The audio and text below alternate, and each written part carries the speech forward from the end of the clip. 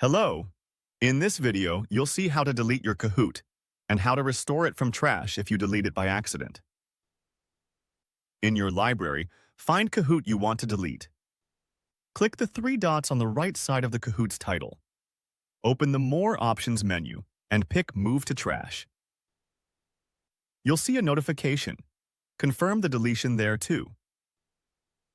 If you didn't mean to delete this Kahoot, you can restore it from trash. You can find Trash folder on the bottom of the library menu. You'll see your Kahoot there. Hover your mouse over it and click Restore. Go back to your library. That's it, your Kahoot is back. You can also delete multiple Kahoots at once. Select Kahoots you want to delete by checking the box in the top right corner of each. On the blue line that appears at the top, choose Move to Trash. Next, go to Your Trash. Here, you'll find Kahoots you just deleted. You can select all of them and either restore them or delete them permanently.